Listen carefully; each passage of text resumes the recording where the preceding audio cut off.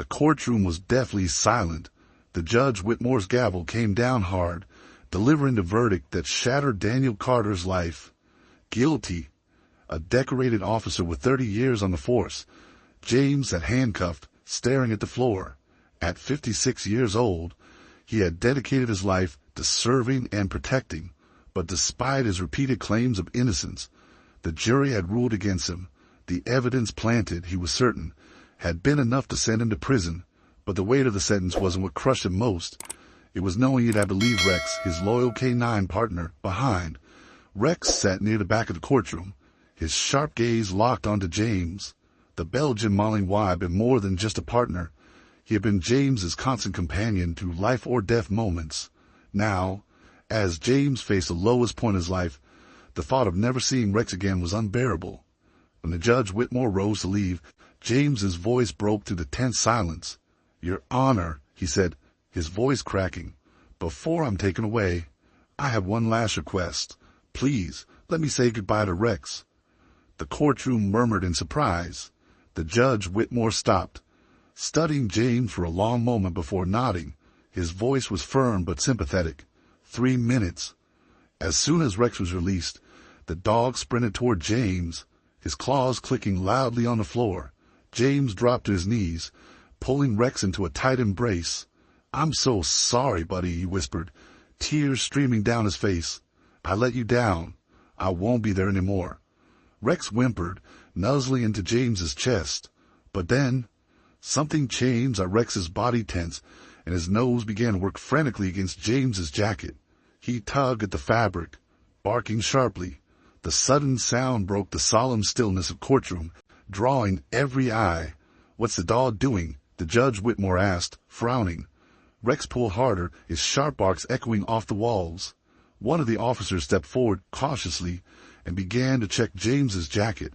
The tension in the room became suffocating. Then, with a metallic clink, a small object fell to the floor, a recording device. The District Attorney Reynolds' face went pale. He stepped forward quickly, his voice shaky. "This doesn't prove anything," he snapped, trying to regain control of the moment. But Rex barked again, his alert stance unyielding. The truth was clear. Whatever was on that device mattered. James stared at the small recorder, his heart pounding. For the first time in weeks, hope flickered. Could this be the proof he'd been waiting for? The courtroom was frozen in stunned silence. The small recording device lay in the center of the floor, its metallic casing glinting under the harsh fluorescent lights. Rex remained rigid beside James, his piercing barks cutting through the room as if demanding someone pay attention. Every set of eyes turned to the object, and the air became thick with tension. "Pick it up," the Judge Whitmore ordered, his voice low but firm. The officer closest to the device hesitated for a moment before bending down and scooping it into his hand. He held up for all to see. Confusion etched across his face. "What is this?" the Judge Whitmore asked sharply, directing his gaze toward the District Attorney Reynolds, who was already beginning to sweat. The District Attorney Reynolds cleared his throat, his face pale. "Your Honor, this is irrelevant," he stammered. "It's not part of the evidence submitted during the trial. Clearly, it's been tampered with." "Tampered with?" the Judge Whitmore interrupted, his eyebrows knitting together. In a courtroom, during sentencing, his voice carried a razor-sharp edge now, and the District Attorney Reynolds visibly flinched.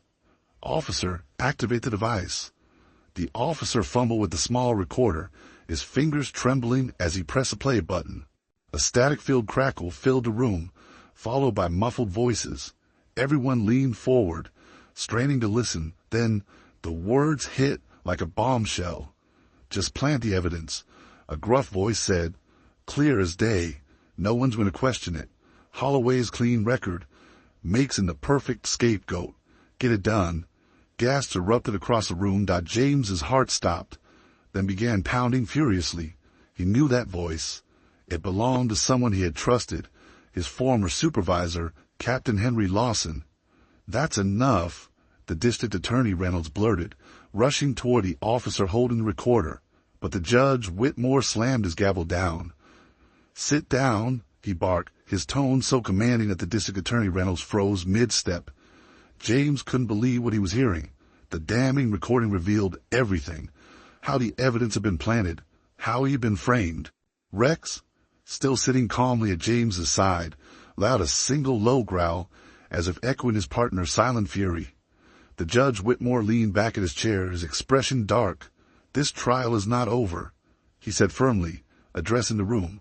"Officers, escort the defendant back to holding. Secure that device as new evidence. We are reopening this case." For the first time in weeks, James felt a spark of hope as he was led away. Rex watched him go, his intelligent eyes filled with unshakable loyalty. James turned back for one last look at his partner, silently promising himself and Rex that he wouldn't let this injustice stand. Back in the cold holding cell, James sat on the hard bench, staring at the blank concrete wall. His mind raced with everything that had just happened. Rex's sharp instincts had uncovered what no one else had. Proof of a setup. That recording was his lifeline. But the revelation wasn't just a relief. It was a betrayal.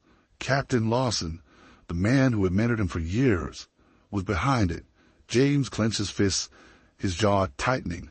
Meanwhile, in the Judge Whitmore's chambers, tension ran high. The Judge Whitmore sat at his desk, replaying the recording. The voices were unmistakable. Lawson's commanding tone paired with another voice James didn't recognize, revealing a calculated conspiracy. The Judge Whitmore's eyes narrowed. He pressed a button on his intercom. "Summon Captain Lawson to my office immediately," he said curtly. Outside the courtroom, Captain Lawson stood near a column, his fingers tapping an impatient rhythm against his belt.